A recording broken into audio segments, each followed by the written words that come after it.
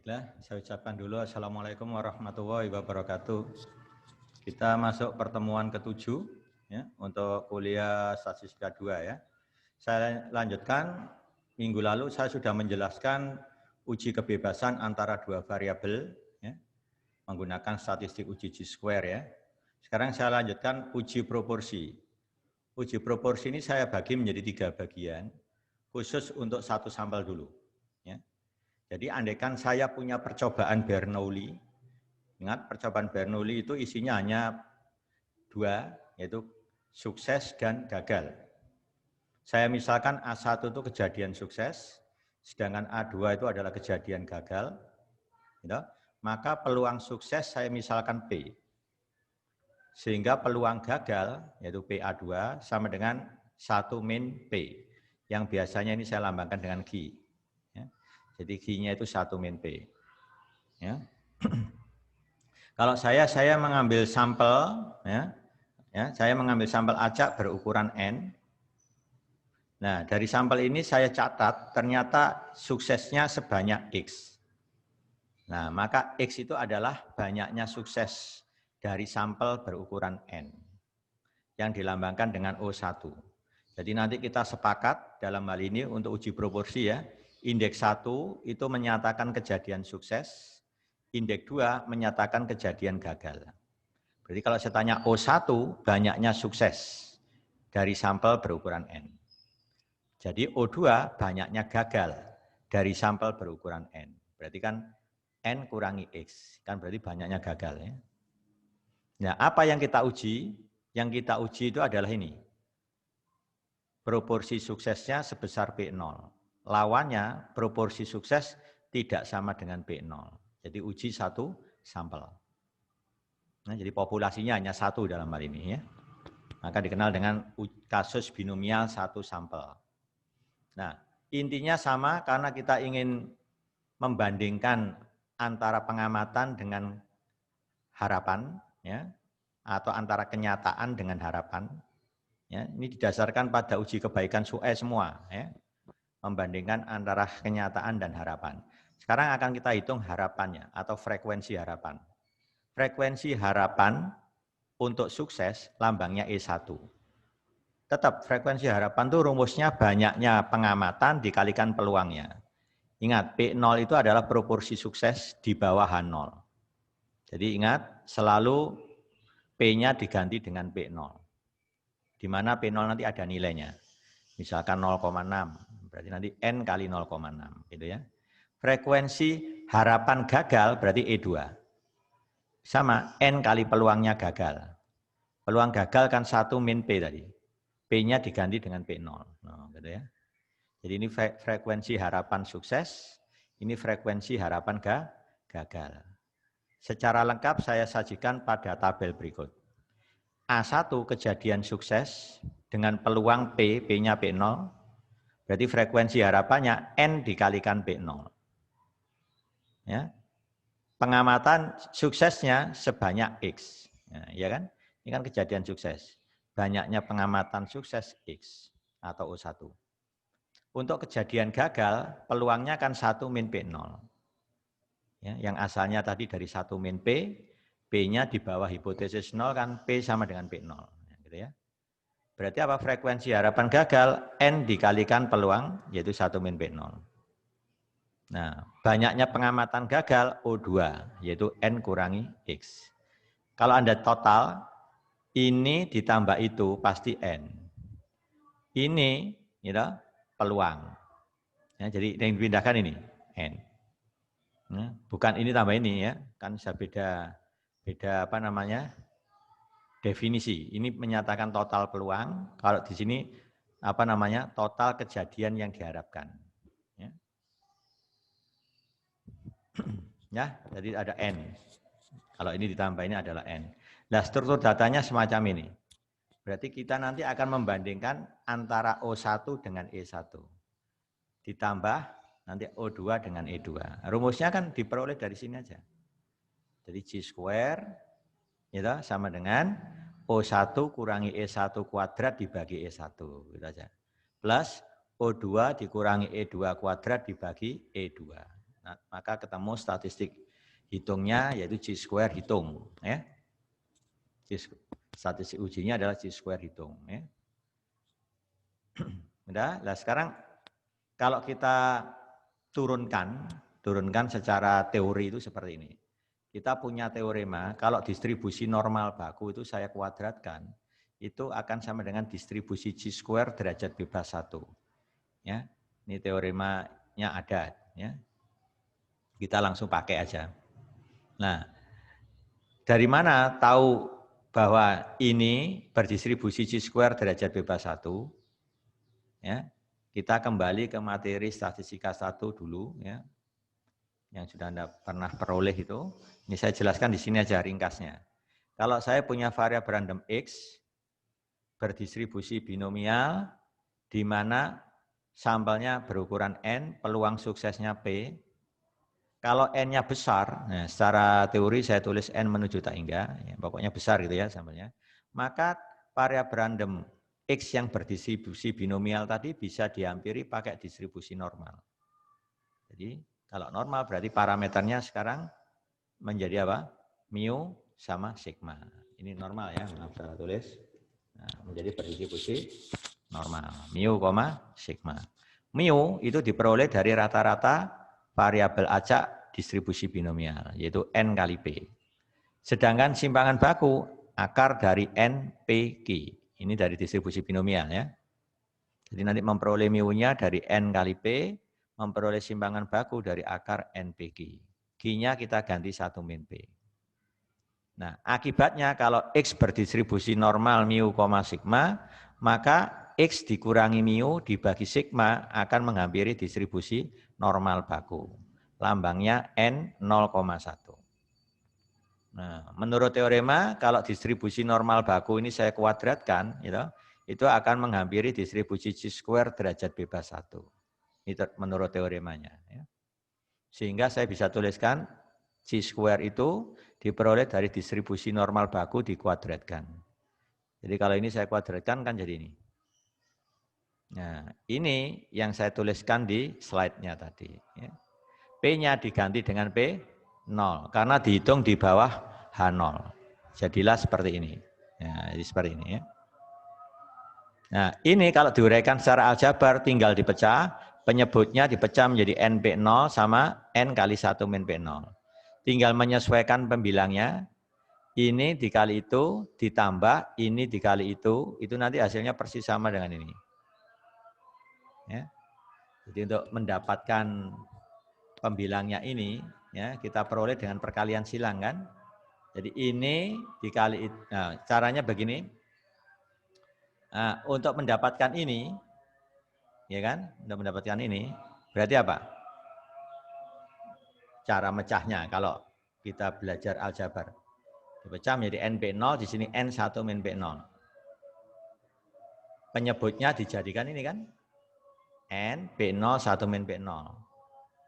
Ya, berarti untuk mendapatkan pembilangnya di mana? Mendapatkan pembilangnya nanti.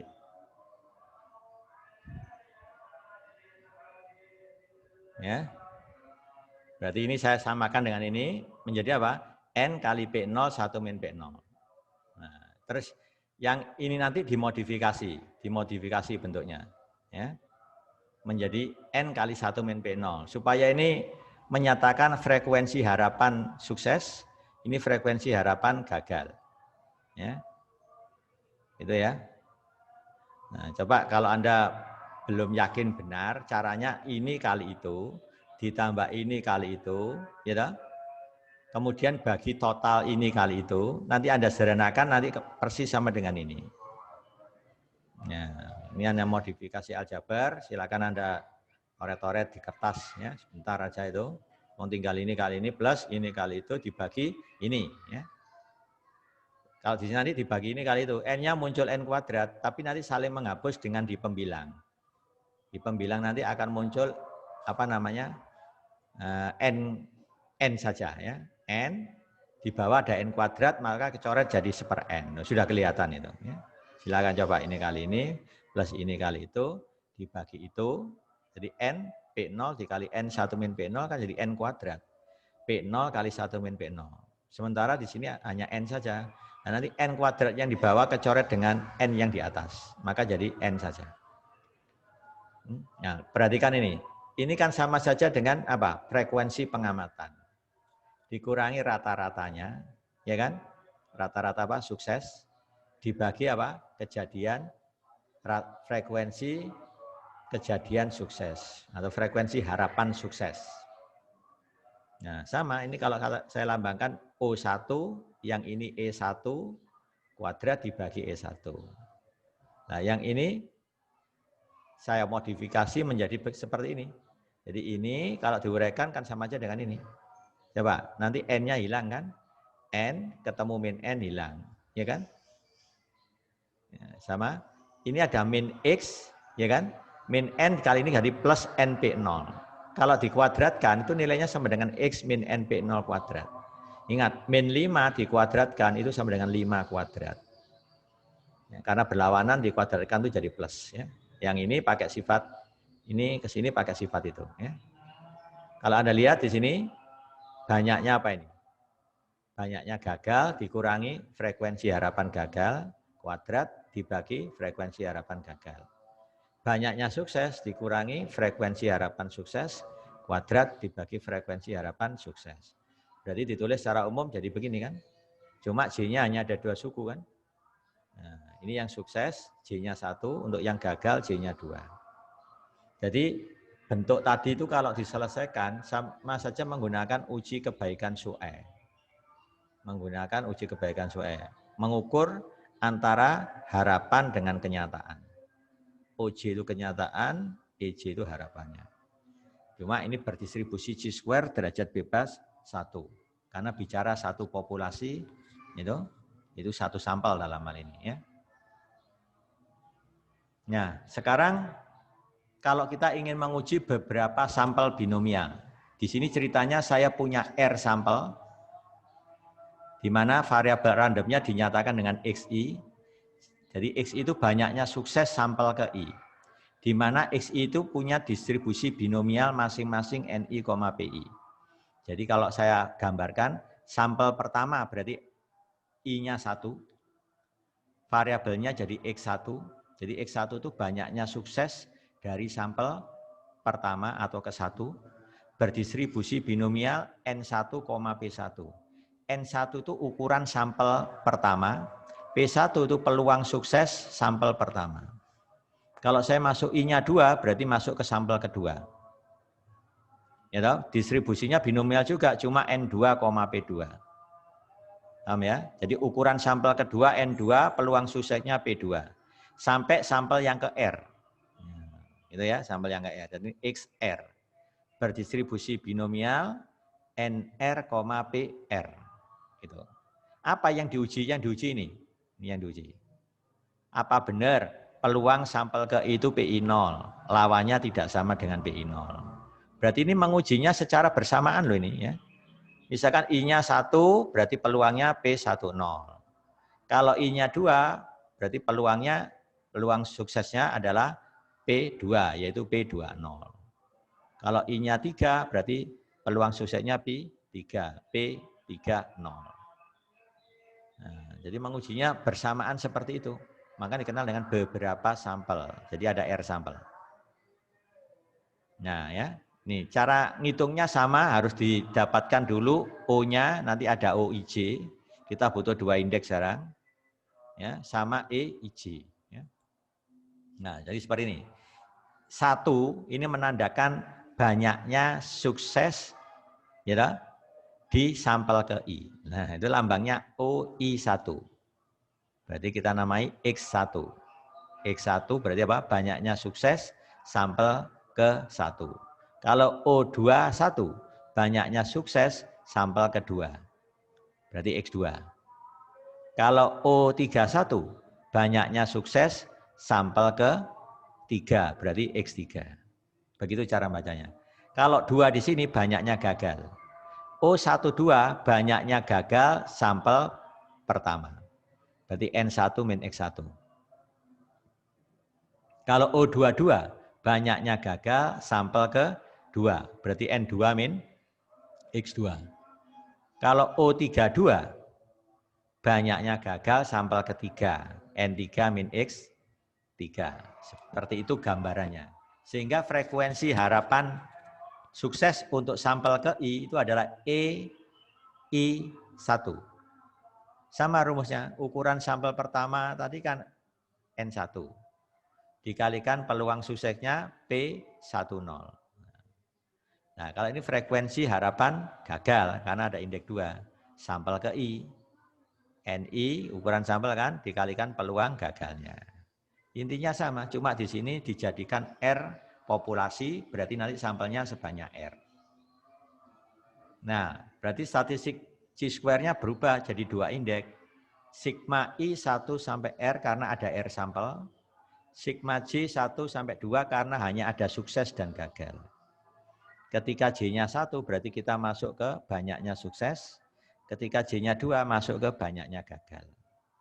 Frekuensi harapan menyesuaikan dengan nama pengamatannya. Ini berdistribusi chi-square berderajat bebas R. Karena banyaknya sampelnya R. Sudah? Daerah kritisnya H0 ditolak jika chi-square ini lebih besar chi-square alpha derajat bebas R. Nah, untuk memahami ini saya berikan contohnya seperti ini. Ini ada seorang pengamat, dia percaya bahwa 20% peserta yang hadir dalam populasi dari ketiga balapan, jadi ini populasinya sebenarnya ada 3. Populasi pertama itu dari balapan pertama. Populasi kedua dari balapan kedua. Populasi ketiga dari balapan ketiga. Menurut pengalaman dia, si pengamat ini, rata-rata yang hadir itu 20%-nya saja dari total peserta. Ya. Ya. Untuk itu dia melakukan pengamatan langsung di lapangan. Ternyata di balapan 1 itu atau populasi pertama itu, dia ambil sampel 50, yang hadir 20. Dari populasi kedua, yaitu balapan kedua, dia ambil sampel 100, yang hadir 25. Dari populasi ketiga, diambil sampel 50 lagi, yang hadir 15. Ini namanya pengamatan, hadir. Nah, kalau ini saya namai sukses, berarti A1 itu adalah sukses. Dalam hal ini hadir. Berarti A2 absen, berarti tidak hadir. Nah, jadi mendapatkan absen kan tinggal ngurangnya dari 50 yang terdaftar, yang hadir 20, yang absen 30. Dari 100 yang terdaftar, yang hadir 25, yang tidak hadir 75. Nah, ini namanya tabel pengamatan atau kenyataan. Apa yang mau diuji? Nah ini, proporsi yang hadir di balapan 1 sebesar 0,2. Proporsi yang hadir di di balapan kedua 0,2 juga. Proporsi yang hadir di balapan ketiga juga 0,2. Penulisan ini diperoleh dari pernyataan pengamat tadi. Dia mengatakan bahwa 20% peserta hadir di ketiga balapan, ya kan?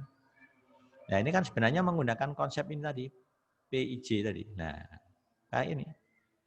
Proporsi hadir di balapan ke-1, kedua, ketiga masing-masing sama. Jadi P10 0,2, P20 juga 0,2, P30 juga 0,2. Nah, contohnya seperti ini. Ya, seperti ini.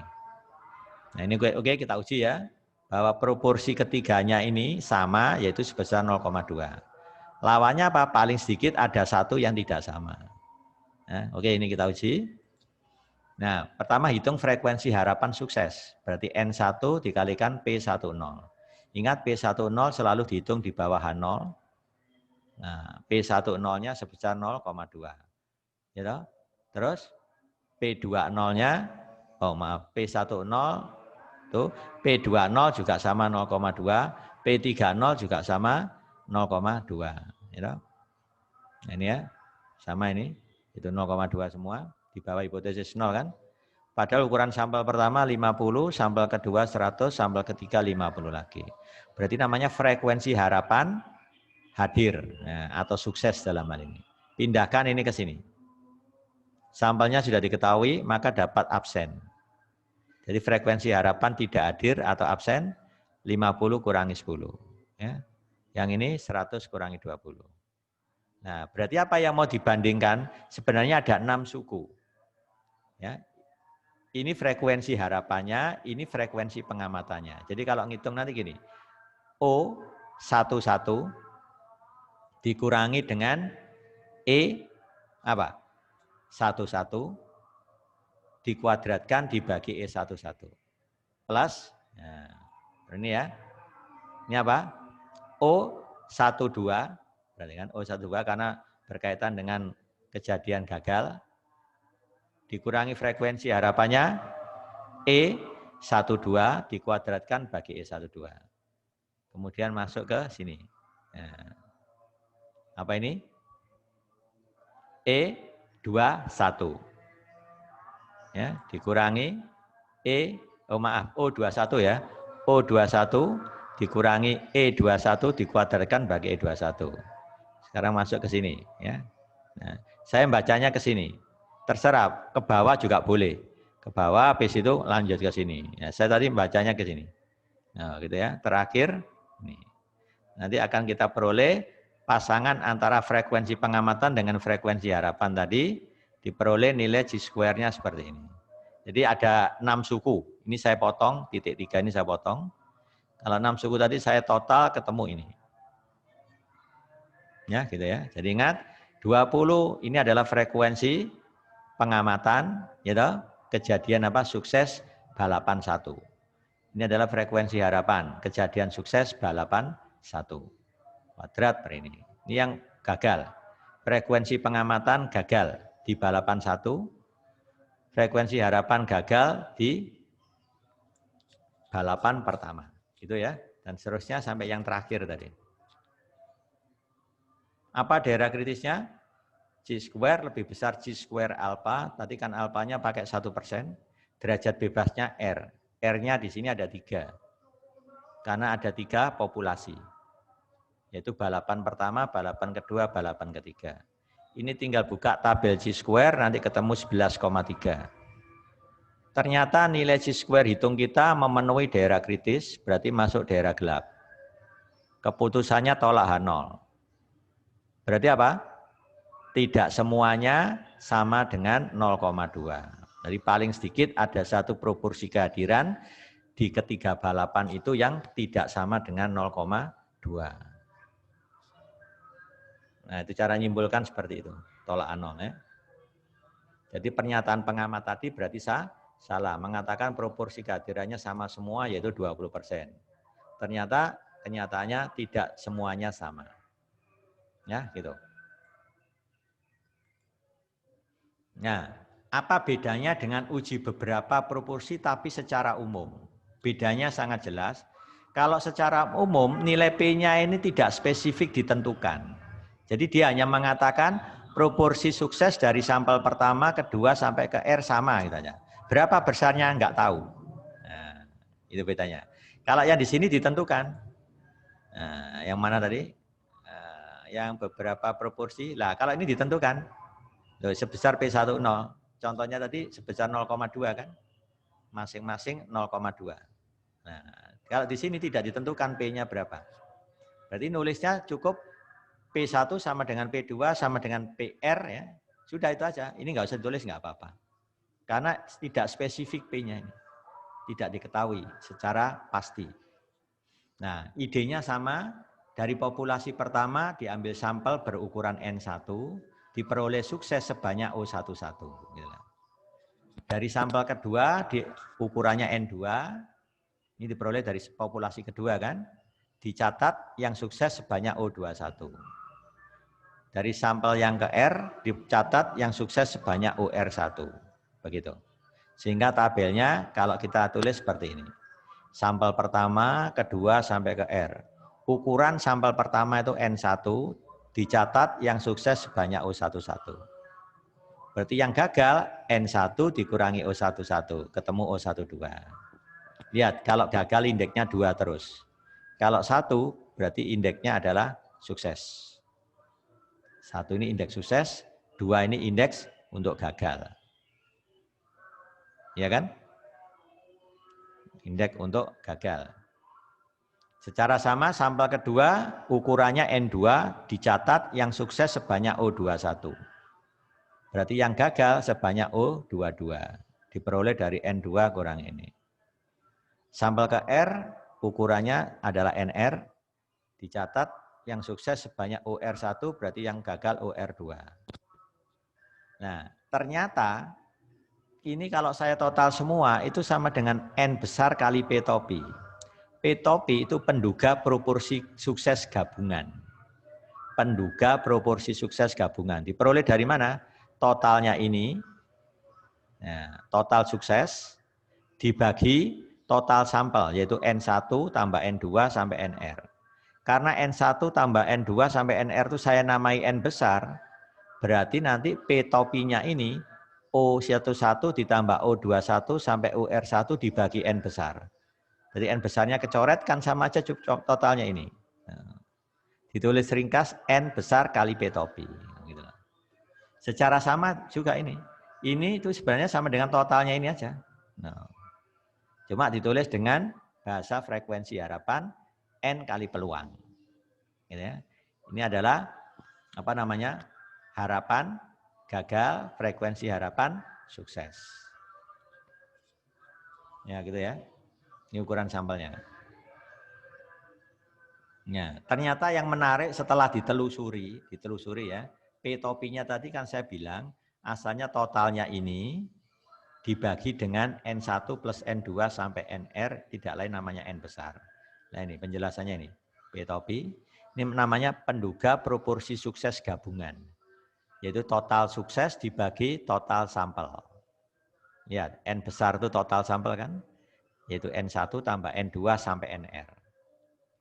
Nah, XI-nya tadi kan namanya OI1. Nah, kan ini total atau banyaknya sukses. Indeksnya 1. Dijumlahkan sebanyak R. Ya kan? Nah, dari sini saya bisa menghitung frekuensi harapan sukses sampel ke I. NI kali P topi. P topi dibutuhkan untuk ngitung. Frekuensi harapan gagal sampel ke I. Jadi NI kali 1 min P topi. Nah, dengan tahu data ini, ya toh, EI1 topi dan EI2 topi, maka kita bisa ngitung ini. Tinggal jalan sampai berapa aja I-nya. Gitu. I-nya di sini 1 sampai R. Ya, berarti ada R sampel. J-nya hanya 2, karena isinya hanya sukses, gagal gitu aja. 1 sama 2. Ya. Tapi ini berdistribusi chi-square derajat bebasnya berkurang 1. R-1. Kalau tadi kan R. Sekarang jadi R-1. Kenapa? Karena ini bergantung pada hipotesis 0 tadi. P-nya tidak ditentukan secara spesifik. Maka sampelnya yang sebanyak R tadi dikurangi 1 jadi R-1. Ya. Itu cara ngujinya. Sekarang contohnya ini. Dalam suatu penelitian dikumpulkan data untuk menentukan apakah proporsi produk cacat yang dihasilkan oleh pekerja pagi, sore, dan malam itu sama. Loh, tidak ditentukan besarnya. Dia hanya mengatakan sama gitu aja. Atau mungkin tidak sama. Datanya seperti ini. Dari yang bekerja pagi dicatat yang cacat sebanyak 45, yang tidak cacat 905. Untuk yang kerja sore dicatat yang cacat 55, yang tidak cacat 890. Begitu ya. Nah, gunakan alfa 2,5%, ujilah apakah produk cacat sama untuk ketiga waktu kerja ini. Berarti P1 sama dengan P2 sama dengan P3. Ya, nggak tahu besarnya berapa. Ya. Nah, ini kita misalkan P1, P2, dan P3 masing-masing adalah proporsi sebenarnya produk cacat untuk pekerja pagi, sore, dan malam. Nah, kalau kita tulis hipotesisnya jadi seperti ini, penjelasannya ada di atas. Nah, sebesar PP-nya tidak tahu secara spesifik berapa. Jadi satunya tidak semua PI itu sama dengan P, gitu ya. Mesti ada satu paling tidak ya, paling sedikit ada satu yang tidak sama dengan P. Daerah kritisnya chi-square lebih besar chi-square 2,5%, derajat bebasnya R-1. Tadi R-nya ada 3, dikurangi 1 jadi 2. Ini Anda tinggal buka tabel chi-square, derajat bebas 2, alfanya 2,5%, nanti ketemu sekian. Ya. Ya, sekarang kita ngitung P dugaan gabungan. P topi gabungan. Total sukses, ya, K-nya di sini 3, ya, 3. Kan ketemu 45 ditambah 55 ditambah 70. Ini diperoleh dari datanya tadi. Nah, 45 tambah 55 tambah 70. Jadi sukses yang dimaksud di sini itu cacat, sedangkan gagal berarti yang tidak cacat. Ya, kita pilah menjadi 2 kejadian. Nah, ini total sampel tadi. 950 tambah 945 tambah 940. Nah, ini kebetulan belum saya total. Ini di total ketemu N1, ini di total ketemu N2, ini di total ketemu N3. Ini kalau dihitung ketemu 950, ya, 945, 940 di total, ini namanya N besar. Nah ya, nah frekuensi harapan sukses untuk sampel yang pertama, ya, berarti waktu apa? Pagi, itu adalah N1 kali P topi. Nah, ternyata kalau Anda cermati, frekuensi harapan ini, kan rumusnya N1 kali P topi. Lihat, 950 kali 170 dibagi total. Ternyata itu bisa dilihat dari sini. Nah, ini dari sini. Ini tadi kan E11 topi kan. Memperoleh ini itu ternyata dari ini 950 dikali 170 dibagi N besar. Nah, sama dengan ketika uji kebebasan. Ya, setelah ditelusuri ternyata sama. Ya.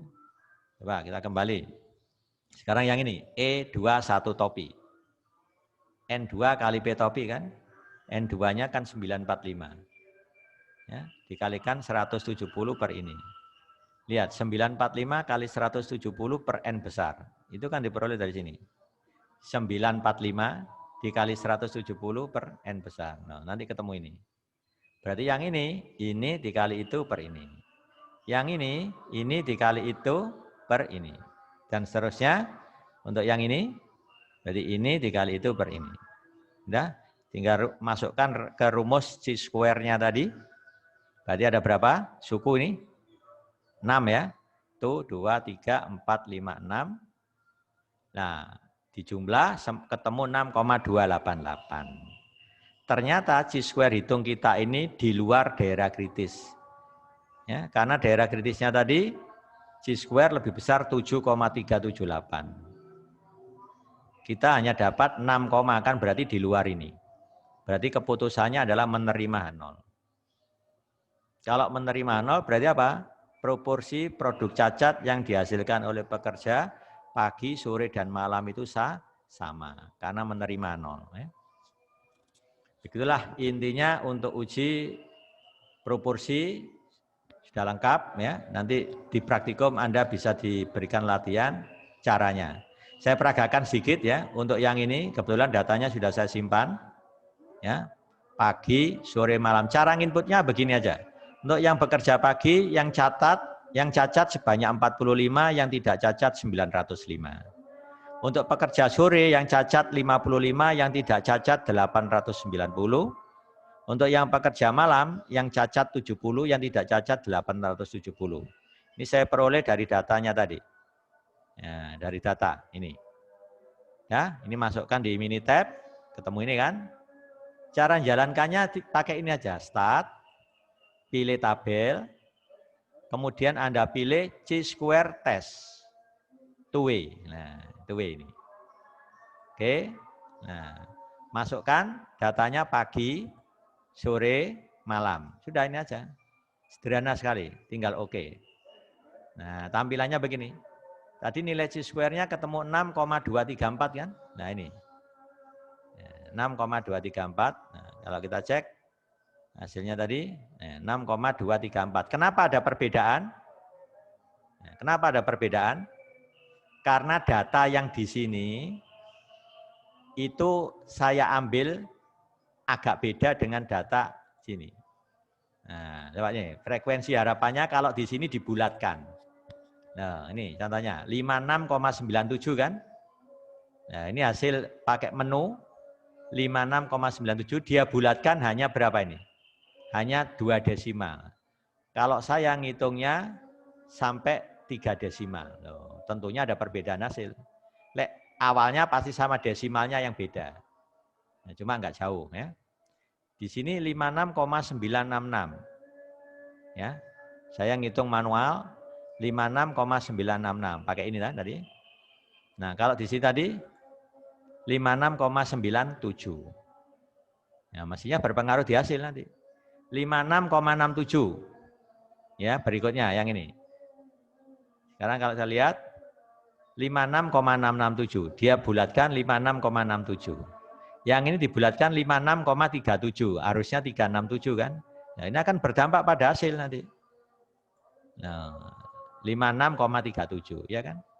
Nah, pengaruh pembulatan dari 3 desimal menjadi 2 itu akan berpengaruh di hasil akhir ini. Ya. Jadi itu intinya ya. Jadi kalau Anda praktikum mau pakai langsung ya pakai ini enggak apa-apa. Kalau saya ingin tunjukkan aslinya, cara ngitungnya itu seperti ini. Sampai prosesnya ditulis ya. Ini hanya beda, enggak jauh bedanya ya. Seperti kemarin waktu saya menjelaskan yang itu distribusi normal itu lah, yang datanya membentuk distribusi frekuensi. Kalau saya pakai tabel kan dipangkas jadi 2 desimal, dampaknya di hasil akhir beda kan? Seperti itu. Tapi enggak masalah. Ya, bagi kita orang aplikasi ya, di luar statistik matematik kan biasanya aplikasi, dia nggak butuh detailnya, langsung hasil jadinya silakan. Ya, kalau mau detailnya ya seperti ini yang saya tayangkan di slide ini biar tahu betul. Ini sebenarnya bukan 3 desimal loh, bahkan lebih nih, bisa 4-5 desimal. Saya pangkas supaya apa? Nggak makan tempat.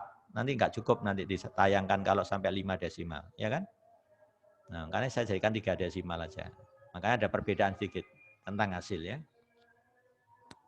Nah, saya kira seperti itu cara menjalankannya sederhana ya. Jadi yang di sini itu adalah pengamatan atau kenyataan, yang di bawah ini adalah frekuensi harapannya. Nah, ini selisihnya. Ini dikurangi itu, dikuadratkan, dibagi itu, nanti ketemu sekian.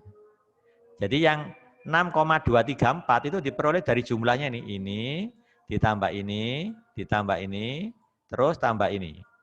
Nah, ada 6 suku kan, itu nanti ketemu 6,234. Cuma ini dibulatkan 2 desimal, itu akan mengakibatkan nilainya agak berbeda. Ya, hampir semua software statistik begitu, pengaruh pembulatan. Wong ANAVA saja kadang-kadang dibulatkan hanya 2 desimal, mestinya 6 desimal hanya 2, ya dampaknya agak lumayan berbeda ya. Cuma satuannya selalu sama, yang beda itu desimalnya. Ya.